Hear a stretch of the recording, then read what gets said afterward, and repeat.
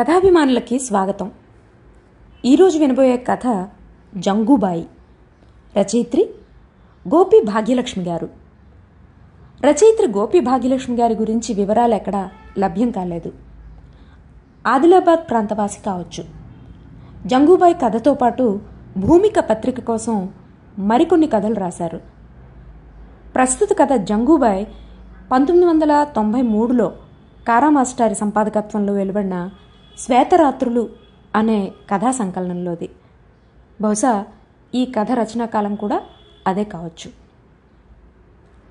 ఆదివాసీల, ముఖ్యంగా గోండుల జీవితాలకు అక్షర రూపం కల్పించిన కథగా చెప్పచ్చు. ఇందులో వాళ్ళ కొన్ని ఆచారాలు, మూఢ విశ్వాసాలు, నమ్మకాలు ఇవన్నీ కనిపిస్తాయి. అంతేకాకుండా ఆదివాసీ తెగల్లో కూడా కులాలు ఎలా చొరబడ్డాయి, వారి అమాయకత్వాన్ని నాగరిక ప్రపంచం ఎలా అవకాశంగా తీసుకుంటోంది, ఇవన్నీ తెలుస్తాయి. ఆదిలాబాద్ ప్రాంతపు ఆ తెలుగు కానీ, లేదా ఆ గోండు ప్రజలు మాట్లాడే తెలుగు కానీ అది పట్టుపడడం కష్టమే. కానీ ఒక అరుదైన కథని పరిచయం చేయడం కోసమే ఈ ప్రయత్నం. మరి వినండి, గోపి భాగ్యలక్ష్మి గారి జంగూబాయి కథ. బండి గుట్టమలుపు తిరిగింది. అక్కడికి కొద్ది దూరంలో ఊళ్ళోని గుడిసెలు కనిపిస్తున్నాయి. ఊళ్ళోకి వచ్చి రావటంతోటే గుడ్డలు ఒంటి నిండా లేని పిల్లలు బండి వెంటబడి నాకు అర్థం కాని భాషలో ఏదో అంటూ అరుస్తూ బండి వెంట పరిగెత్తారు. మా వారి స్కూల్ వాచ్మెన్ ఎదురొచ్చి రామ్ రామ్ సార్ అన్నాడు. నేను ప్రశ్నార్థకంగా ముఖం పెట్టేసరికి వాచ్మెన్ అర్థం చేసుకుని నమస్తే అమ్మా అన్నాడు. నేను కలుపుగోలుగా నవ్వాను. ఇల్లు చూసి పెట్టినాం సార్, బడికి దగ్గరే. వాచ్మెన్ మాకు చెప్తూ గోండు భాషలో బండి ఎక్కడికి పోవాలో సోముకు చెప్పాడు. రాజు, మావారు బండి దిగారు. బండి ఒక ఇంటి ముందు ఆగింది. ఆ ఇల్లు నాకు పర్ణశాలలాగా కనిపించింది. కంకపేళ్లతో ఇంటి ముందు దడి కట్టారు. ఇంటి ముందు శుభ్రంగా అలికి ముగ్గు పెట్టి ఉన్నది. ఇంటి తలుపు కూడా వెదురు బద్దలతో అల్లినదే. వాచ్మెన్ తలుపు తీశాడు. నా పేరు జంగు, ఏమన్నా కావాలంటే చెప్పండి అన్నాడు. హాస్టల్ వంట మనిషి సామాన్లు లోపలికి చేరవేస్తున్నాడు. నీ పేరేమిటి? నేను నామదేవ్ ముక్తసరిగా చెప్పాడు. అతని వివరాలు అడిగాను. అతనిది ఇక్కడికి 4 కోసుల దూరంలో గల ఊరట. ఎలా తెలిసిందో గాని ఇంటి ముందు ఆడవాళ్లు చాలామంది వచ్చి చేరారు. వాళ్ళ కళ్ళల్లో ఏముందో నాకు అర్థం కాలేదు. వాళ్ళల్లో వాళ్లే ఏదో మాట్లాడుకుంటూ బిడీ పడుతున్నారు. బహుశా నా కట్టుబొట్టు గురించేమో. వాళ్ళల్లో చాలామందికి పై ఆచ్ఛాదన ఏమీ లేదు. చీర కూడా చిత్రంగా కట్టుకున్నారు. ఒకరిద్దరు ఈ తరం పిల్లలు జాకెట్లు వేసుకున్నారు. నేను బయటకు వచ్చి పలకరింపుగా నవ్వాను. వాళ్ళు నవ్వారు. అమ్మకు గోండి రాదు నామదేవ్. ఒక నడికారు స్త్రీ ముందుకు వచ్చి, అమ్మ మాకీ తెలుగు కొద్దిగా వస్తుంది, మేము ఈ ప్రక్క గుడిసెలో ఉంటాం, ఈ ఇల్లు కూడా మాదే అన్నది. ఇంటావిడకు తెలుగు తెలుస్తుంది. బతికిపోయాను. ఎంతమంది పిల్లలు? మీ ఆయన ఏం చేస్తాడు? నేను మాట కలుపుతూ. నాకు 3 బిడ్డలు, 1 కొడుకు. మా ఇంటి మనిషి నేను చేను పని చేసుకుంటాం.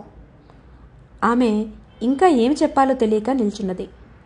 నామదేవ్ బకెట్లతో నీళ్లు తెచ్చిపెడుతూ, మీరంతా పోండ్లి, అమ్మ అలసిపోయి ఉన్నారు గోండు భాషలో చెప్పాడు.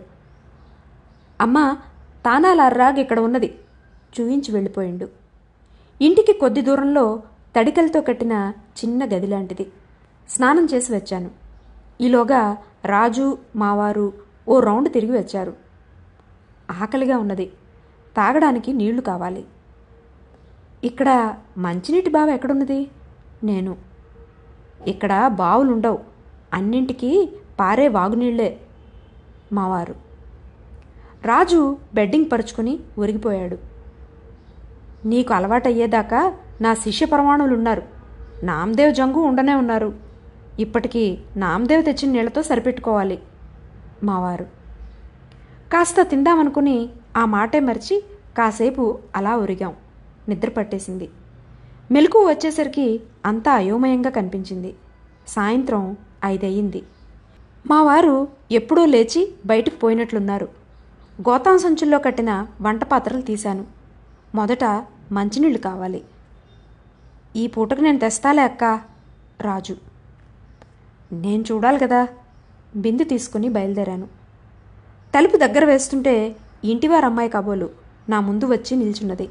నల్లటి శరీరం నేరేడు రంగులో మెరుస్తోంది. కళ్ళు స్వచ్ఛంగా నిర్మలంగా మిలమిల్లాడుతున్నాయి. 16 కన్నా ఎక్కువ ఉండదు వయస్సు. చేతిలో బిందె తీసుకుని నేను తెస్తా అన్నది. వద్దు, నేను కూడా మీ ఊరు చూడాలి కదా. నేను బయలుదేరాను. తను కూడా కుండ తీసుకుని నా వెంట ప్రయాణమైంది. నీ పేరేమిటి? నేను. జంగుబాయ్. తను. జంగుబాయ్ నేను ఎప్పుడూ వినని కంఠస్వరంతో ఏదో చెప్పుతూనే ఉంది. తన తండ్రి పేరు భీము అట. తల్లి పేరు లచ్చుంబాయి అట. తన అక్కకు పెళ్ళయిందట. పక్కగూడమే అక్క అత్తగారి ఊరట. చెల్లి పేరు రుక్మా అట. రుక్మా రుక్మా ఎవరు చెప్పారు వీళ్ళకి పేరు?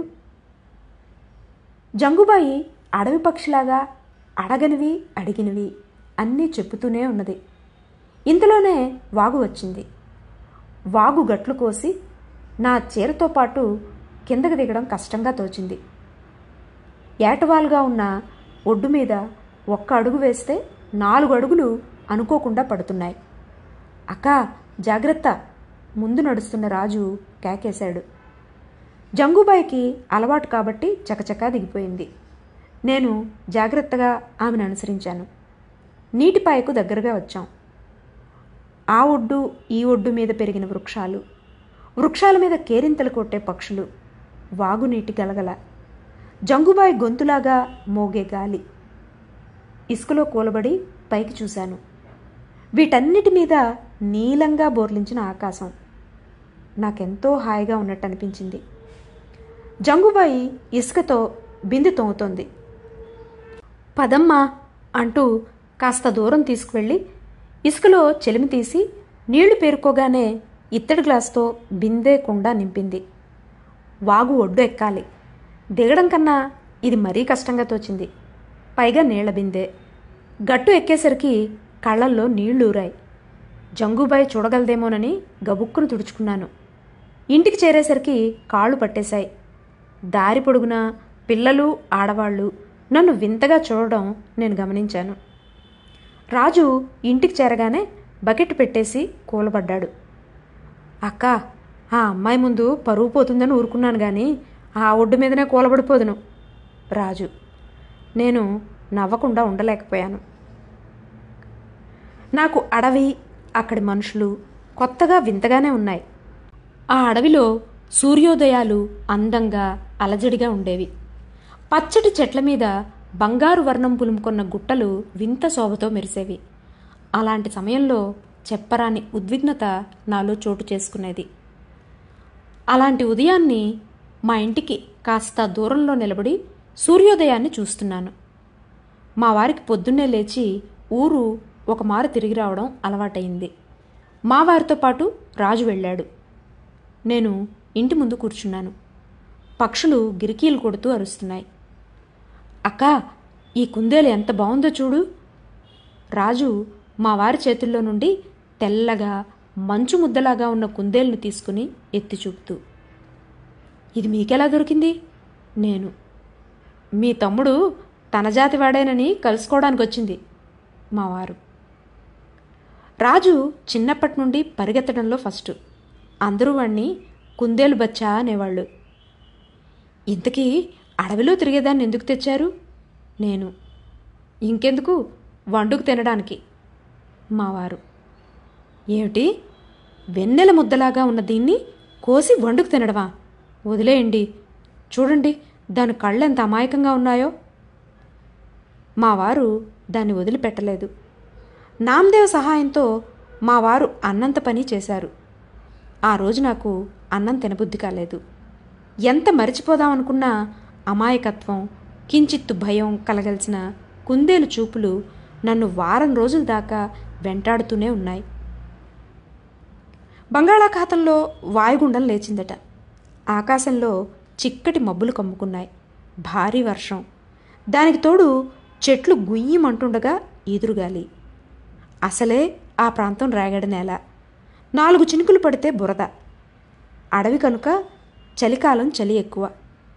దట్టమైన మంచు తెర కప్పుకొని కొండకోనలు గజగజలాడుతాయి. నాగరిక ప్రపంచం వెచ్చటి రగ్గుల్లో నులివెచ్చగా బతుకుతే ఇక్కడి చీకటి రాత్రులు ప్రకృతితో పోరాటం సాగించడమే. ఎముకలు కొరికే చలి. కలిమిగిల్చిన ఆకలిని తట్టుకోవడానికి ఆదివాసులు రాజీలేని పోరాటం సాగించవలసిందే. ఆదివాసులు నట్టింట్లో సండ్రముద్దులు పేర్చి అగ్గి రాజేసి ఆ నెగడి చుట్టూ కుటుంబ సభ్యులు మునగ తీసుకుని కూర్చోవడం. ఆదివాసుల బతుకుల్లో చలికాలం రాత్రుళ్ళు భయంకరమైనవి. ఇక ముసురు పట్టిన కాలంలో గుడిసెల్లో వీధిలో పెద్దగా తేడా కనపడదు. గుడిసె పైకప్పుల్లోంచి కారే వర్షపు ధారలతో ఆదివాసుల ఆవాసాలు నీటి చెలమలవుతాయి. గుడిసె వాసాలు చీకిపోతుంటాయి. ఇంట్లో బురద, బయట వరదలతో అడవి తల్లి బిడ్డల కాళ్లవేళ్లు పచ్చి పుళ్ళయి రసికారుతుంటాయి. నిసిరాత్రుల్లో పాములు, కప్పలు, ఇతర క్రిమికీటకాలు, తేళ్లు వీటితో సహజీవనం. మంచినీళ్లు దొరకడం కష్టమే. వరద నీరే తాగి కలరా లాంటి వ్యాధులు ప్రబలి కనీస వైద్య సౌకర్యం కొరబడిన ఈ కొండజాతి జీవనరాగం మృత్యుదేవతకి తోడి రాగం అవుతుంది. ఇక రోహిణీకర్తె ఎండల్లో ఈ కోణంలోని దీనావస్థ వర్ణనాతీతం. అది నాగరిక ప్రపంచపు ఊహకు సైతం అందనిది.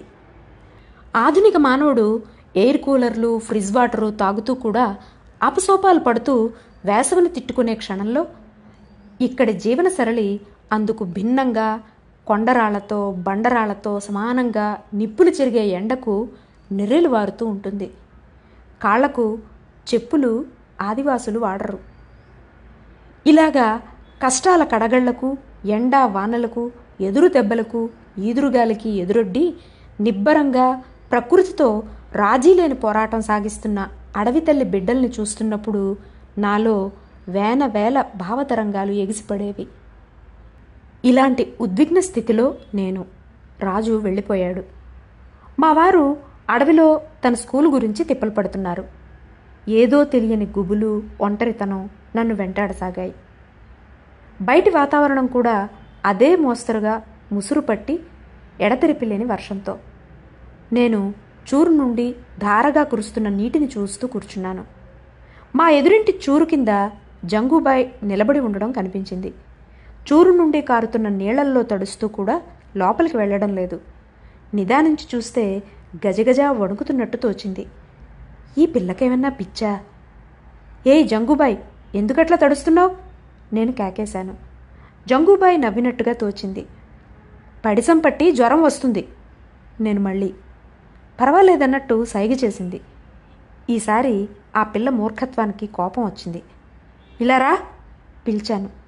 రానన్నట్టుగా తల అడ్డంగా ఊపింది. వర్షం అంటే సరదానా? సరేలే, జ్వరం వస్తే తెలుస్తుంది. కాస్త కోపంగానే అనేసి లోపలికి వెళ్ళి నా పనిలో లీనమయ్యాను. పొద్దుటి పప్పుచారు ఉంది. బెండకాయలు తరిగి వేపుడు చేశాను. మా వారింకా రాలేదు. ఎన్నో చిత్ర విచిత్రమైన ఆలోచనలు. ఏదీ కొసా మొదలు ఉండదు. ఇది అని స్పష్టం కాదు. ఏ భావము ఎంతోసేపు ఉండదు. ఎందుకో రాజు, అమ్మ వాళ్ళందరూ జ్ఞాపకం వచ్చారు. వాళ్ళెంత హైరాణ పడుతున్నారో. వాళ్ళకి ఇక్కడ పరిస్థితులు అర్థం కావు. నాకు మాత్రం అర్థమవుతున్నదా? అర్థమైనా అర్థం కాకుండా పేచీ లేదు. అంటే అన్నిటినీ సర్దుకుపోవడమా? ఈ జీవితాన్ని ఇష్టపడుతున్నానా లేక విధి లేకనా? జంగుబాయ్, ఆ పిల్ల గురించి ఏమనుకోవాలి? జంగుబాయ్ జ్ఞాపకం వచ్చి చేతులు తుడుచుకుంటూ బయటకు వచ్చాను. వర్షం ఇంకా కురుస్తూనే ఉన్నది. మబ్బులు గుడగుడలాడుతూనే ఉన్నాయి.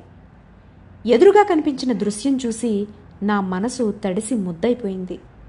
జంగుబాయ్ గజగజ వణుకుతూ ఇంకా చూరు నీళ్ల కింద తడుస్తూనే ఉన్నది. ఆమె కాళ్ల మీద గొంతు కూర్చున్నది. జంగుబాయ్ ముందు సత్తుగిన్నె, దానిలో జంగుబాయ్ తల్లి మొక్కజొన్న గడుక సంకటి పైనుండి ఎత్తిపడేసింది. జంగుబాయ్ గిన్నె తీసుకుని తింటోంది. వర్షపు నీళ్లు గిన్నెలో కూడా పడుతున్నాయి. కంచం ఓరగా పట్టుకుని తినేసి చూరు నీళ్లతో కంచం చెయ్యి కడిగేసుకున్నది. వాళ్ళమ్మ సత్తు చెంబుతో నీళ్లు తెచ్చి కింద దూరంగా పెట్టింది. నీళ్లు తాగి చెంబు గిన్నె వారగా బోర్లించింది. నేను పరిస్థితిని అర్థం చేసుకునే లోపల మా వారు వచ్చారు. లక్ష్మి, తొందరగా వడ్డించు, ఆఫీస్ జీపు వాగవతలో ఉన్నది, ఆఫీసులో పనుంది, ఆ జీపులో ఆదిలాబాద్ వెళ్ళాలి, లేకపోతే కాలినడకని వెళ్లాల్సి వస్తుంది. మావారు, అసలే వర్షం, పొంగే కొండవాగులు, నేనొక్కదాన్ని ఇక్కడుండాలా, చస్తే ఉండను. నేను, ఎల్లుండి వచ్చేస్తాగా, మా ఆఫీస్ వాళ్ళు వాగు దాటి వచ్చారు కదా, మా వెంట వాగుదాకా నామదేవ్ వస్తాళ్లే, ఇంటి వాళ్ళ అమ్మాయిని ఒకరోజు తోడుండమను. మావారు, అయిష్టంగానే సణుగుతూ వడ్డించాను. మా వారు తనకు కావలసిన కాగితాలు తీసుకుని జాగ్రత్తలు చెప్పి గొడుగు వేసుకుని వెళ్ళిపోయారు. వాన కొంచెం తగ్గింది, కానీ మబ్బులు అట్లాగే ఉన్నాయి. మా వారిని సాగనంపుతూ ఎదురింటి వైపు చూశాను. జంగుబాయ్ ఇంకా అక్కడే ఉన్నది. కాస్త దగ్గరగా వెళ్ళి విషయం అడిగాను. బయటున్నాను, ఇంట్లోకి పోవద్దు, జంగుబాయ్ లోగొంతుకుతో చెప్పింది. మాటలు వినపడ్డాయేమో జంగుబాయ్ తల్లి బయటకు వచ్చింది. నన్ను చూసి, అమ్మా తడుస్తుండ్లు, ఇంట్లోకి రాండ్లి అంది. మరి జంగు కూడా పొద్దుటి నుండి తడుస్తున్నది కదా. నేను, అది ముట్టుకోదు, 5 దినాల దాకా ఇంట్లోకి రావద్దు. అయితే మాత్రం వానలో చీకట్లో అట్లా రోజుల తరబడి తడవాల్సిందేనా? వీళ్ల మూర్ఖత్వానికి చిర్రెత్తుకొచ్చింది. అట్లా కాదమ్మా, రాత్రిపూట పురుగు బూసి ఉంటాయి, అది కాక పొద్దుటి నుంచి తడుస్తున్నది, రేపేదైనా కాకూడని జరిగితే? నేను నచ్చ చెప్పే ధోరణిలో. బహుశా ఇలాంటి మాటలు వాళ్ళు వినడం తొలిసారేమో. జంగుబాయ్ ముఖంలో నీలి నీడలు కమ్ముకున్నాయి. ఆమె తల్లి ఇలాంటి దుర్భర జీవితం అనుభవించిందే కదా. కాస్త చలించినట్టుగా, ఏం చేసుడు, ఆడపుటకు పుట్టే బదులు అడవిలో మానై పుట్టాలే, కాయిదా పాడుకాను అన్నది. నాకు ఒళ్ళు మండింది. మీరు ఆ మానులకేం తీసిపోరు లోపల అనుకొని బయటకు మాత్రం, సారు ఊళ్ళో లేడు, ఒక్కదాన్ని ఉండలేను, నేను జంగును మా ఇంటికి తీసుకెళ్తాను అన్నాను. ఎవరి ఇల్లైనా ఒకటే కదా. ఆమెకు ఏమి చెప్పాలో ఎట్లా చెప్పాలో అర్థం కాలేదు. మా ఇంట్లోకి రాదు గాని వసారాలో పండుకుంటుంది అని నచ్చ చెప్పి జంగుబాయ్ని తీసుకుని వచ్చేశాను. జంగుబాయ్ తుఫాను గాలిలో పూల తీగలాగా వణుకుతోంది. పాత చీర ఒకటి ఇచ్చి తుడుచుకోమన్నాను. తల బాగా తుడుచుకొని అదే చీర ఒంటికి చుట్టుకుని ఓ మూలకు ఒదిగి ఒదిగి కూర్చున్నది. నాకు జాలేసింది. నాగరికత సంతరించుకున్న సమాజంలో స్త్రీ అనేక సమస్యలు ఎదుర్కొంటోంది. ఇక్కడ అనాగరిక ప్రపంచంలో అంతే. ఎక్కడైనా స్త్రీ పరిస్థితి ఇట్లా ఎందుకుంటోంది? ఈ ప్రశ్న కొత్తగా వింతగా తోచింది. వేడిగా కాస్త డికాషన్ చేసి ఇచ్చాను. జంగుబాయ్ కళ్ళల్లో వింత మెరుపు. అదేమిటో నాకు స్పష్టంగా తెలియలేదు. ఎప్పుడూ ఇంతేనా? ఈ గూడాలల్లో విట్లనే నడుస్తుంది. నాగరిక ప్రపంచంలో సైతం మడి ఆచారం అంటూ ఆ 3 రోజులు దూరంగా ఉంచడం చూశాను గాని మరీ ఇంత ఘోరంగా వెలివేసినట్టు చూడడం అన్యాయం అనిపించింది. ఆడదానికే ఇలాంటిది ఎందుకుండాలి? నేను కాస్త ఎంగిలిపడి మంచంపై నడువు వాల్చాను. ఈ ప్రశ్న గింగురుమంటోంది. వర్షం తగ్గింది, కానీ చలి రాత్రి పరుచుకున్నది. జంగుబాయ్ ఓ మూలకు కూర్చున్నది. దగ్గరికి వచ్చి కూర్చోమన్నాను. కాస్త దూరంగా నేల మీద కూర్చున్నది. ఇప్పటి తరపోళ్లకు ఇంతేనా? ఏం చేసుడమ్మా, పెద్దలు పెట్టిన కట్టడి. మా మేనత్త ఒక ఆమె జ్వరంతో నున్నప్పుడే ముట్టయింది, ఇంట్లకు రానియలే. అప్పుడు చలికాలం, జ్వరం ఎక్కువై బయటనే నీల్గి పానమిడిసింది. జంగుబాయ్ కళ్ళల్లో నీటి పొర. వద్దు జంగుబాయ్, నువ్వేడవద్దు అనాలనుకున్నా. మరి కాన్పుల సమయంలో కూడా ఇదే కాయిదానా అడిగాను ఆమెకు గోనిపట్టా ఇస్తూ. అది పంట ముట్టమ్మ, గింత తప్పు ఉండదు. దూరంగా దొడ్డిలో ఉంటుంది బాలింత. అలా మాట్లాడుతూ ఎప్పుడు నిద్రపోయానో తెలియదు. బాగా తెల్లవారక గాని మెలకువ కాలేదు. జంగుబాయ్ ఎప్పుడో లేచి వెళ్ళిపోయినట్టున్నది. బయట హడావిడిగా జనం గోండు భాషలో మాట్లాడుతున్నారు. లేచి బయటకు వచ్చి అక్కడే నిలబడిన జంగుబాయ్ చెల్లిని పిలిచి సంగతి ఏమిటని అడిగాను. రాత్రి చిరుతపులి ఊళ్ళకు వచ్చి మేకను కొట్టింది. జంగుబాయ్ చెల్లె. జంగుబాయ్ ముసలి నానమ్మ నా కేసి చేతులు అరుస్తూ ఏదో గొణుగుతోంది. ఆమె ఏముంటోందని ముద్దాయిలా నిల్చున్న జంగుబాయిని అడిగాను. రాత్రి పులి వచ్చింది కదా, కాయిదా తప్పుతేనే గూడెంలకు దేవర పుల్ని తోలిందట. ముసల్ది ఒరుతుంది. జంగుబాయ్. అంటే రాత్రి జంగుబాయిని ఇంట్లోకి తీసుకుపోవడం ఆ ముసల్ది గుడ్లగూబలాగా చూసిందన్నమాట. అక్కడ చేరిన వాళ్ళందరూ ఆడవాళ్లే, కొంత నయం. ఎందుచేతనో వాళ్ళు నన్ను నిలదీసేలాగున లేరు. జంగుబాయిని వాళ్ళమ్మనే ఏదో అంటున్నారు. ఆమె కాయిదా తెలుగుకు రమ్మంటే నువ్వు పోడేనా అంటున్నారేమో. జంగుబాయి తల్లి ఏదో చెబుతోంది. కాసేపు కయ్యర బియ్యర మాట్లాడి వెళ్ళిపోయారు. నోరు వాయిలేని జంతువులకు వీళ్ళ ఆటవిక కాయిదా తప్పినట్టు ఎట్టా తెలుసుననుకున్నారో బుర్ర బద్దలు కొట్టుకున్నా అర్థం కాలేదు. వీళ్ళు ఇంత చిన్న విషయాన్ని ఆలోచించలేరా? మేకపిల్ల గురించి బాధపడుతున్నారు కానీ జంగుబాయ్ అట్లా చూరు కిందనే ఉంటే మనిషిని ఎత్తుకుపోతే ఈ కాయిదా ఎవడు పెట్టాడో గాని. ఇలాంటి ఆలోచనలు అనేకం చుట్టుముట్టాయి. ఆ గూడెంలో మరొక వింత అలవాటును గమనించాను. తెల్లవారుగానే ఆడవాళ్లు ఓ వెదురుగంపలో ఎంగిలి కంచాలు, వంట పాత్రలతో పాటు నీళ్ల కడవలు, ఉతికేందుకు బట్టలు పట్టుకుని వాగుకు వెళుతారు. అక్కడ అవన్నీ తోముకొని అక్కడే స్నానం చేసి బట్టలు ఉతుక్కొని తీరిగ్గా ఊళ్ళోకి వస్తారు. ఆ రోజు నీళ్ల బిందె తీసుకుని వాగుకు బయలుదేరాను. మా ఇంటికి 4 ఇళ్ల ఆవలగల కాంతాబాయి గట్టు మీద కలిసింది. ఆవిడను చూడగానే నాకు జుగుప్స లాంటిది కలిగింది. ఆమె కళ్ళల్లో ఒక రకం విలని ఉంది. ఎందుకో ఆ ఊళ్ళో చాలామంది ఆమెతో ఎక్కువగా మాట్లాడరు. ఆమె అందరినీ కసిరి కొడుతుంది. ఆమె ఈ ప్రపంచమంతటి మీద ద్వేషం పెంచుకున్న వింత మనిషిలా గోచరిస్తుంది. నాతో మాట కలుపుతూ, నువ్వు వచ్చినవమ్మా? అవు, నేను ముక్తసరిగా.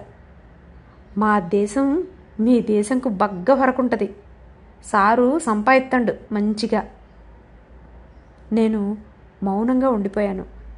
దగ్గర దాకా వచ్చి అటు ఇటు దొంగచూపులు చూసింది. ఆముదపు కంపు నా ముక్కు పుటాలకు తాకింది. నా కేసి వంగి, ఈడ మంత్రాలు చేస్తారు, జాగ్రత్తగా ఉండాలా గుసగుసగా కాంతాబాయ్. నేను అర్థం కానట్టు చూశాను. గోండి మంత్రం, గట్టి మంత్రం ఆమె. నాకు ముచ్చెమటలు పోశాయి. గబగబా బిందులో నీళ్లు నింపుకొని గట్టెక్కాను.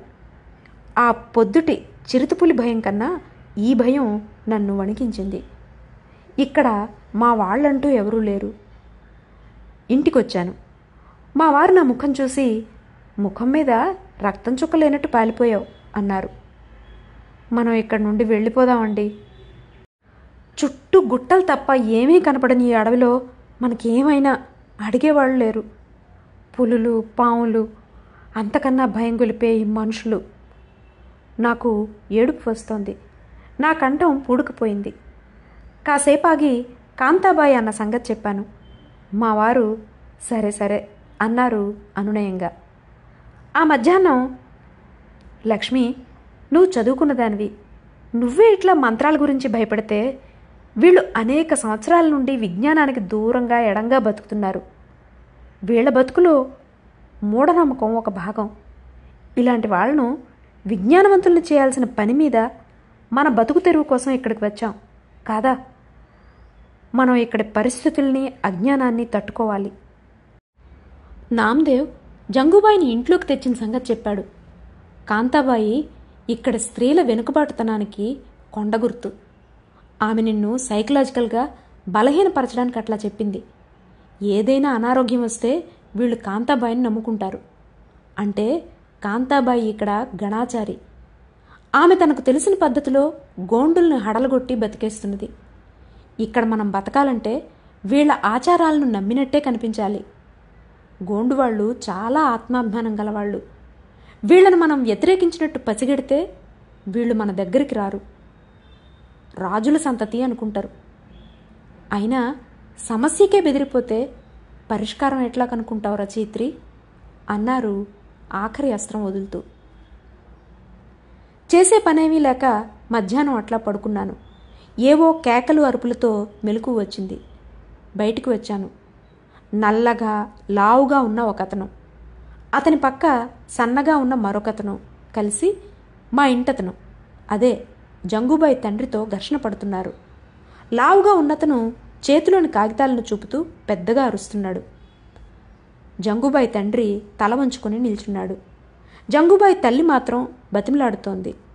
వాళ్ళందరూ గోండులోనే మాట్లాడుతూ ఉండటం వలన అసలు గొడవ ఏమిటో అర్థం కాలేదు. మా వారు మధ్యాహ్నం భోజనానికి వచ్చారు. ఇంట్లోనే ఉన్నారు. సంగతి ఏమిటో కనుక్కుందామని వాళ్ళ వాకిట్లోకి వెళ్లారు. నేను లోపలికి వచ్చేశాను.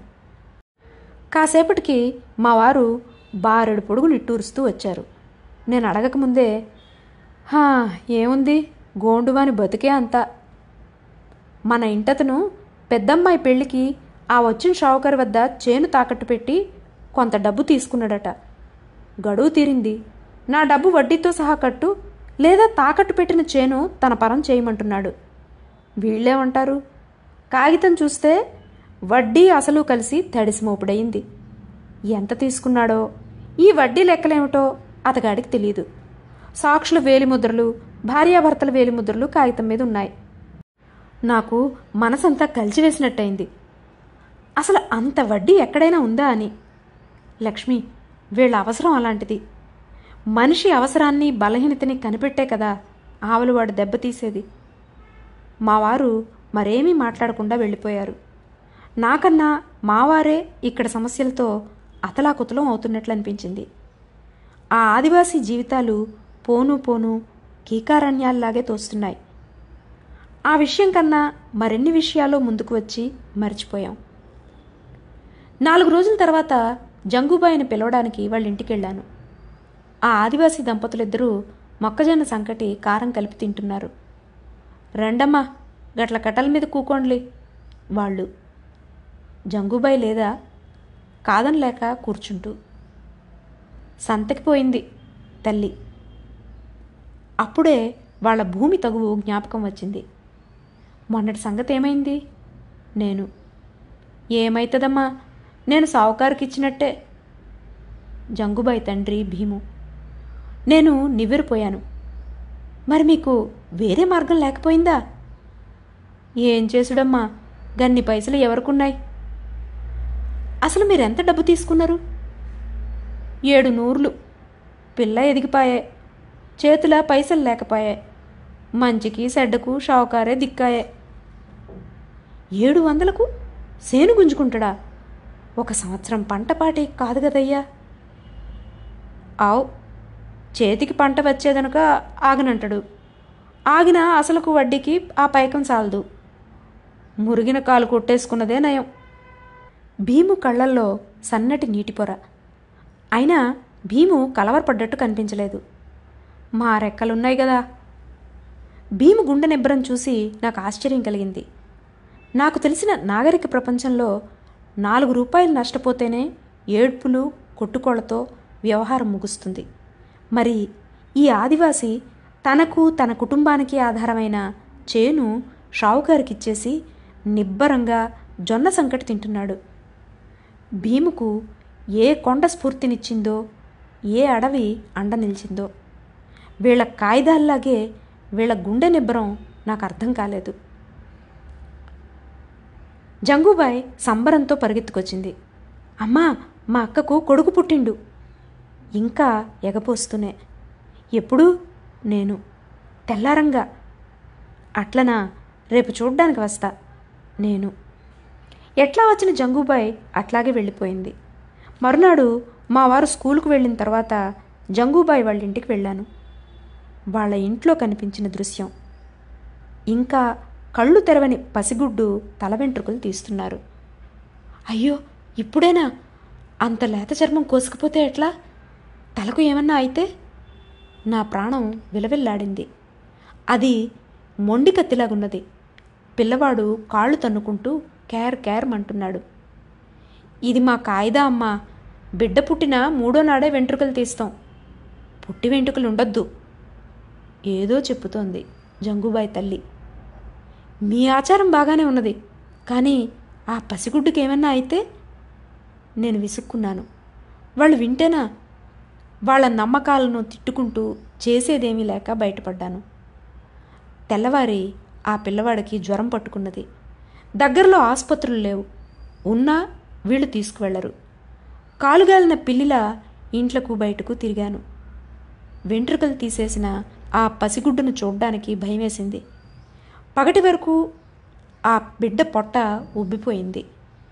వీళ్ళు చిట్కా వైద్యాలు మొదలుపెట్టారు. తన తొలిసూలు బిడ్డ కోసం జంగుబాయ్ అక్క కుమిలి కుమిలి ఏడుస్తోంది. ఒకరోజు అలా గడిచింది. తెల్లవారింది. నా కంటి మీద కునుకులేదు. బిడ్డ చనిపోయాడు. దగ్గర పెరట్లోనే పూడ్చిపెట్టారు. ఆ బిడ్డ కీచు గొంతుతో నా మెదట్లో ఏడుస్తున్నట్టే ఉన్నది. ఆ తల్లి అటువైపు చూడడానికే భయం వేసేది. నున్నగా గీచిన తలతో ఆ బిడ్డ, ఘాట్లు పడిన తలతో ఆ బిడ్డ, ఆ బిడ్డ హృదయ విదారకమైన ఏడుపు నాకు నిద్ర లేకుండా చేశాయి. నాకు మా ఊరు పదే పదే జ్ఞాపకం వస్తోంది. నన్ను మంచిర్యాల వరకు వచ్చి బస్సు ఎక్కించండి. అక్కడి నుండి వెళ్ళడం పెద్ద సమస్య ఏమీ కాదు కదా. నేను మా వారితో, ఇంకా 20 రోజులు గడిస్తే సెలవులే కదా, ఇద్దరం కలిసే వెళదాం అన్నారు. ఆనాడు మరీ దిగులుగా ఉన్నది. మా వారు స్కూల్కి వెళ్ళిపోయాక ఏదో పుస్తకం చేతిలోకి తీసుకున్నాను. బయట వాకిట్లో జంగుబాయి గొంతు, మరొక అపరిచిత కంఠం వినిపించాయి. అమ్మా, చాలా మంచిది, ఏమనదురా. జంగుబాయి గొంతు. ఏ జంగుబాయ్, సార్ లేడు, లోపలికి రా. నేను కేకేశాను. జంగుబాయి దాదాపు అంతే వయసు గల మరొక అమ్మాయితో లోపలికి వచ్చింది.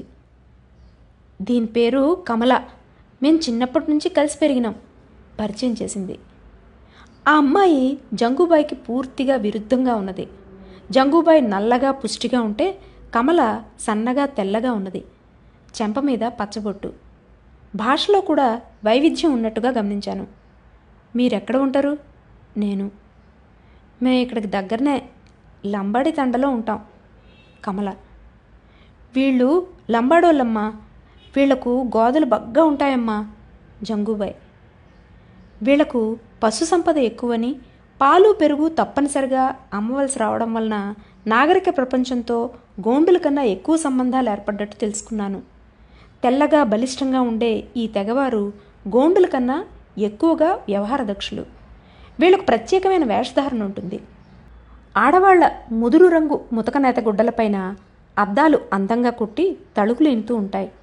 వీళ్ళు వేసుకునే చోళీలు, లంగాలు, వల్లివాటుగా వేసుకునే ముసుగులు కూడా కచ్ వర్క్ చేసి ఎంతో కళాత్మకంగా ఉంటాయి.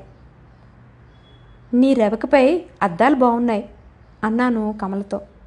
కమల అందంగా, కొద్దిగా వయ్యారంగా నవ్వింది. జంగుబాయి నవ్వులో వయ్యారం కనిపించదు. నీది ఒక ఎర్ర రెవకి ఉంటే ఏంటమ్మా, మంచిగా కుట్టిస్తా. కమల. నేను పెట్టెలో నుండి ఎరుపు రంగు జాకెట్ తీసి ఇచ్చాను. మళ్ళా వారంలో వచ్చినప్పుడు తెస్తా. కమల. అద్దాలు పెద్దవి వద్దు, చిన్నవి చాలు అన్నాను. నేను నీకు పచ్చీస్ కుట్టిస్తా. జంగుబాయ్ తను కమల కన్నా ముందు ఏదో ఒకటి ఇవ్వాలనుకున్నదేమో. వద్దులే జంగుబాయ్, పచ్చీసు ఆడే ఓపిక తీరిక రెండూ లేవు. నేను వెళ్లేలోపున సోలెడు చారపప్పు తీసి ఉంచు, ఎంత ధరైనా పర్వాలేదు. నేను. ఎంత మాటమ్మా, తప్పక జాడ తీస్తా. జంగుబాయ్. వాళ్ళు చాలాసేపు మాట్లాడి వెళ్లారు. వాళ్లకు నా నుంచి ఏదో కావాలి, వస్తువులు కాదు, మాటలు. పైగా వాళ్ళు నాకు తమ వద్దనున్న చిన్న చిన్న కానుకలనిచ్చి నా నుండి ఏం కావాలనుకుంటున్నారు? నాకెంత ఆలోచించినా అంతుపట్టలేదు. మధ్యాహ్నం 3 అవుతోంది. ఆనాడు శనివారం ఒక పూటే స్కూల్ కనుక మా వారు నిద్రపోతున్నారు. నేను కింద చాపపరుచుకుని పడుకున్నాను. సారు, ఎవరో బయట పిలుస్తున్నారు. ఆ తర్వాత నామదేవ్ లోపలికి వచ్చి, అమ్మా, సార్ కోసం పటేల్ వచ్చిండు అన్నాడు. నేను మా వారిని లేపి చెప్పాను. నామదేవ్తో పాటు మరో 2 అపరిచిత వ్యక్తులు లోపలికొచ్చారు. రండి, మా వారు మర్యాదపూర్వకంగా ఆహ్వానించి మంచంలో కూర్చుండమన్నారు. వారిలో ఒక అతను ఎత్తుగా, లావుగా, తలకు పాగా చుట్టి చేతిలో పొన్నుకర్రతో ఉన్నాడు. అతన్ని ఆ ఊరి పటేల్ అంటే గ్రామ పెద్దగా పరిచయం చేశాడు నామదేవ్. కబురు పంపితే నేనే వచ్చేవాడిని కదా మా వారు. దానికైనా చిన్నగా నవ్వి, ఎవరొస్తే ఏంది సార్, అమ్మను కూడా చూసినట్టుంటుందని వచ్చినాం అన్నాడు. మీరు వచ్చినాక పిల్లగాండ్లు మంచిగా బుద్ధిగా బడికి వస్తుండలు సార్, కొంచెం తెలివికి దేవాలా పటేల్. మేము ఇక్కడికి వచ్చింది అందుకే కదా, అందుకు మీరు కూడా చేయూతనివ్వాలే మా వారు. సారు, అంత బాగానే ఉన్నది కానీ ఆ మాలమాదిగోళ్ళ పోరగాండ్లను మా పిల్లలతో పెడుతుండ్రట, వాళ్ళని దూరం కూసుండబెట్టి చదువు చెప్పాలే రెండో పెద్ద మనిషి అన్నాడు. అతను కురచగా ఉన్నాడు. ఓహో, ఇక్కడ కూడా మాలమాదిగులున్నారా? నేను తడుకు కట్టిన వంటింట్లోకి పోతూ అనుకున్నాను. అక్కడి నుండి చూస్తును కదా, మా వారి ముఖం ఎర్రగా జేవురించింది. అతి కష్టం మీద తమాయించుకొని, చూడండి, పాఠశాలకు వచ్చిన తర్వాత అందరు పిల్లలు మాకు సమానమే. వారి వారి తెలివితేటలను బట్టి, చదువుపై శ్రద్ధను బట్టి వాళ్ళలో ఎక్కువ తక్కువలు ఉండవచ్చును, కానీ కులాలను బట్టి బడిలో స్థానం ఇవ్వరు. దేవుని గుడి లాంటిది పాఠశాల, దయచేసి ఆ కులం విషయం తేవద్దు మా వారు. ఎట్లా సారు, మైలపడుతాం కదా పటేల్. మా వారు తన సహజ ధోరణిలో ఎట్లా అభివృద్ధిలోకి రావాలో, బయటి ప్రపంచంలో ఎన్ని మార్పులు జరుగుతున్నాయో వివరించడానికి ప్రయత్నం చేశారు. వాళ్ళిద్దరికీ మా వారి ఒక్క మాట అర్థం కాలేదని వాళ్ళ ముఖాలే చెప్తున్నాయి. అట్లని ఈ చదువుకున్న తలతిక్క మనిషితో విరోధం తెచ్చుకునే వాళ్ళలాగా కనిపించలేదు. నిజమే సారు, మా మనుషులున్నారు కదా, పాతవి ఇడిసిపెట్టరు, కాయిదా కదా, పోని తీయండ్రి, బడికాడి నుంచి మా గోండియా పిల్లగాండ్లు వాగుకు పోయి మునిగేస్తారు అని రామ్ చెప్పి వెళ్ళిపోయారు. వీళ్ళు మొండిఘటాలు, దేనికైనా సులువైన దారి వెతుక్కుంటారు మా వారు. నేనేం చెప్పాలి? మంత్రాల కాంతాబాయి మొగుడు ఆమెకు సరిజోడు. వాళ్ళిద్దరూ కలిసి బడిలో సారు అందరి పిల్లలను కలిపి కూచుండబెడుతున్నాడని ఇల్లు దండోరా వేసి చెప్పారు. వాళ్ళు స్వయంగా తమ పిల్లలను బడి మాన్పించారు. బడిలో రోజురోజుకు పిల్లల సంఖ్య తగ్గిపోసాగింది. మా వారు చాలా డల్గా కనిపించారు. హాస్టల్ సౌకర్యం ఉంది కనుక భోజనాల సమయానికి కంచాలు పట్టుకొని పిల్లలంతా హాజరయ్యేవారు. పాఠశాల క్లాసులకు మాత్రం వచ్చేవాళ్ళు కాదు, వస్తే మాల పిల్లలతో పోట్లాడేవాళ్ళు. మా వారు ఇల్లు తిరిగి అందరికీ నచ్చజెప్పిపోయారు. ఆనాటి రాత్రి కాంతాబాయి మొగుడు బాగా తాగి మా ఇంటి ముందు తూలుతూ ఏదో పెద్ద గొంతుతో వాగసాగిండు. నాకు చాలా భయమేసింది. మా ఇంటాయనే కలగజేసుకుని కాంతాబాయి మొగుడికి ఏదో చెప్పి తీసుకువెళ్ళాడు. అడవిలో తేనెపట్టుతో పాటు విషముష్టికాయలున్నాయి కదా, అడవిలోకి కూడా కుట్రలు కుతంత్రాలు ఎట్లా ప్రవేశించాయో, ఎవరు తెచ్చారో. నాకు అక్కడున్న ఒకే ఒక నేస్తం జంగుబాయి. సాధ్యమైనంత వరకు ఇద్దరం కలిసే ఉండేవాళ్ళం. ఒకనాడు ఇద్దరం వాగుకు నీళ్ల కోసం బయలుదేరాం. జంగుబాయి ముఖం మబ్బులు పట్టిన ఆకాశంలా ఉన్నది. అట్లా ఉండడం నేను ఎప్పుడూ చూడలేదు. ఏంది జంగుబాయ్, ఎలాగో ఉన్నావు? నేను. జంగుబాయ్ బోరున ఏడ్చేలాగున్నది గురగురలాడే గొంతుతో. తనను తీసుకుపోతామని అత్తగారు కబురు చేశారట. జంగుబాయికి చిన్నప్పుడే పెళ్ళయింది. మరి ఇన్నాళ్లకు అత్తగారు తీసుకువెళతానంటే బాధెందుకు? నేను. నాకు ఇష్టం లేదమ్మా, నాకన్నా చిన్నగా అగుపడతాడు అన్నది జంగుబాయి. ఈ బాల్య వివాహంలో చిక్కే ఇది. ఇద్దరూ పెరిగిన తర్వాత ఇద్దరిలో ఏ ఒక్కరికి నచ్చకపోయినా వచ్చే సమస్య ఇది. మరి ఆయనకు నువ్వంటే ఇష్టమేనా? నేను. ఆయనకు నేనంటే ఇష్టం లేదమ్మా, కానీ ముందుగా ఎవరు ఈ సంగతి ఎత్తితే వాళ్లే కుల పంచాయతీలా దండుకు కట్టాలే. మేం ముందు బయటపడితే మేమే. పెళ్లికి సంబంధించిన అనేక విషయాలు జ్ఞాపకం వచ్చాయి. ఇద్దరం మరేమీ మాట్లాడుకోలేదు. ఒకనాడు అనుకున్నంత అయింది. తెల్లవారిందో లేదో జంగూబాయ్ గురించిన వార్త గూడెల్లో గుప్పుమన్నది. జంగూబాయ్ తనకు నచ్చిన వేరొక యువకుని ఇంట్లో సొచ్చిందట. వాళ్ళిద్దరినీ పట్టుకున్నారట. ఆ యువకునికి జంగూబాయ్ అంటే ఇష్టమేనట. మారుమనువు చేసుకున్నదట. నాకేమీ ఆశ్చర్యంగా లేదు. జంగూబాయ్ మంచి పనే చేసింది. ఇష్టం లేని మనసు లేని మగవానితో జీవితాంతం నరకం అనుభవించే బదులు తనకు నచ్చిన తనను మెచ్చిన మగవాడితో బతుకు పంచుకోవడం సబబు అనిపించింది. నేను జంగూబాయ్ వాళ్ళ ఇంటికి వెళ్ళేసరికి ఆమె తల్లి ఏడుస్తోంది. కుటుంబానికి ఆధారమైన చేను షావుకారి పరమైనప్పుడు కూడా ఆమె ఏడవలేదు. జంగూబాయ్ తండ్రి తలపట్టుకుని ఒక మూల కూర్చున్నాడు. ఎట్లా చెప్పేదమ్మా, ఇప్పుడు కులం పంచాయతీలో కూకోవాలా? మొన్ననే పెద్దపోరి పెండ్లప్పు కింద షావుకారికి చేను ధారపోస్తుమే. ఇప్పుడు ఇది ఇంత చేసింది. కులం ఏదో ఒకటి తేల్చకపోతే మాకు గూడెల్లో నీళ్లు నిప్పు పుట్టాయి. కులపోలకు కళ్ళు ఓసియాలే. తినుడుకు తాగుడుకు తడిసి మోపుడైతుంది. ఏం చేసేది? ఇయ్యాలనే దాని అత్తగారు వచ్చేదున్నది. నేనేం చెప్పేది? జంగూబాయ్ తల్లి ఏడుస్తూనే. జరిగింది జరిగిపోయింది. వాళ్ళకు కూడా మన పిల్ల ఇష్టం లేనప్పుడు ఎప్పటికైనా ఏదైనా సాయం కావాలంటే మా వారికి చెప్తా. ఏదో చెప్పి బయటపడ్డాను. తర్వాత పంచాయతీ తతంగం జరిగింది. జంగూబాయ్ కుటుంబం దండుక్ కింద 300 రూపాయలు కట్టవలసి వచ్చింది. తర్వాత అందరూ తాగారు, తిట్టుకున్నారు. కమల అద్దాలు కుట్టి రవికి తెచ్చిచ్చింది. చేతుల మీద కచ్ వర్క్ చేసింది. వెన్ను భాగంలో నెమిలి ఆకారంలో నీలం దారాలతో కుట్టి ఈకలకు చిన్న అద్దాలు కుట్టింది. ఎంత బాగా కుట్టినావు కమల, నేను మెచ్చుకున్నాను. కమల పొంగిపోయింది. పెట్లో నుండి 10 రూపాయలు తీసివ్వబోయాను. కమల వద్దు అని నొచ్చుకున్నది. మా ఇంట్లోనే భోజనం పెట్టాను.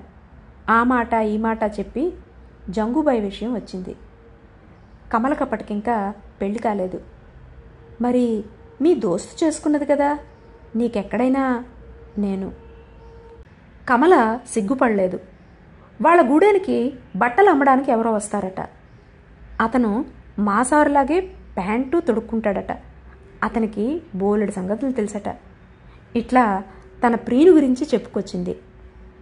ఆ మాటల్లో జంగూబాయ్ కన్నా తనే ఎక్కువ తెలియగల పనిచేసిన భావం కనిపించింది. నాకెందుకో ఆ యువకుడు మంచివాడు కాదేమోని అనిపించింది. కానీ అంత ఉత్సాహంగా చెప్పుకుపోతున్న ఆ పిల్లకు ఆ మాట చెప్పబుద్ధి కాలేదు. కమల వెళ్ళిపోయిన తర్వాత ఆ యువకుడు ఎలాంటివాడు, కమల అతనితో ఎంత దూరం వెళ్ళిందోనని ఆలోచించాను. నా భ్రమ కానీ నా ఇష్టాలతో వీళ్ళ పెళ్ళిళ్ళు చేసుకుంటారా? సెలవులు వచ్చాయి. మేము మా ఊరికి ప్రయాణం అయ్యాం. ఈసారి మా ఇంటాయనే బండి కట్టాడు. ఇంటామే బయటికి వచ్చి ఒకటే ఆడవడం. నాకెందుకో కళ్ళల్లో నీళ్లు నిండాయి. మేమిద్దరం ఎక్కువసార్లు మాట్లాడుకోనే లేదు. అయినా ఒకరి గురించి ఒకరికి ఎంతో తెలిసినట్టే ఉన్నది. నిజమేనమ్మా, ముట్టయినప్పుడు నా బిడ్డను వానలో బయట ఉంచుడు తప్పే. నా పెద్ద బిడ్డ కొడుకును చంపింది నేనే అన్నట్టున్నాయి చూపులు. నువ్వు మాత్రం ఏం చేస్తావు? ఈ అడవిలో ఆడపుట్టుకు పుట్టి ఎన్ని భరించావో నా మనసులో. ఈ 2 సంగతులు ఇద్దరికీ అర్థమవుతున్నట్టే ఉన్నాయి. బండి కదిలింది. ఆడవాళ్లంతా బయటకొచ్చి దాదాపు సజల నయనాలతో సాగనంపారు. పెళ్ళైన తర్వాత జంగూబాయ్ ఇటుకేసి రానేలేదు. ఆమె భర్తను చూద్దామని ఎంతగానో ఉండేది. మా వారు స్కూల్ దగ్గర సామాన్లు సదిరి వచ్చారు. బండి ఊరు దాటింది. చాలామంది మాకు వీడ్కోలు చెప్పడానికి ఊరి బయట దాకా వచ్చారు. మేం వచ్చేటప్పుడు అనేక భయసందేహాలతోనే వచ్చాం. అప్పుడు లేని ఆదరణ ఇప్పుడు. వాళ్లలో జంగూబాయి ఆమె భర్త ఉన్నారేమోనని వెతికాను. బండి ఊరు దాటి మూల మలుపు తిరిగింది. జంగూబాయ్ ఆమె భర్త ఏదో గుసగుసలాడారు. ఏదో చెప్పాలనుకుంటున్నారు లక్ష్మి, నువ్వు దిగి 5 నిమిషాలు మాట్లాడరా అన్నారు మా వారు. నేను దిగి జంగూబాయ్ దగ్గరికి వచ్చాను. అమ్మా, కమలకు నెల తప్పింది. వాడు పెండ్లి చేసుకుంటానని మోసం చేసిండు. రాత్రి ఉరిపోసుకు చచ్చిపోయింది. నేను షాక్ తిన్నాను. అందుకే వీళ్ళకి ఆలస్యమైందేమో. కలలో నడుస్తున్నట్టు నడిచి బండెక్కాను. నేను ఆ రోజు వేసుకున్న జాకెట్టు కమల పూలు కుట్టిందే. బండి బయలుదేరింది. ఇది జంగూబాయ్ కథ. ఇది ఈసారికి. వచ్చేసారి మరో మంచి కథతో కలుద్దాం. అంతవరకు సెలవు. నమస్కారం.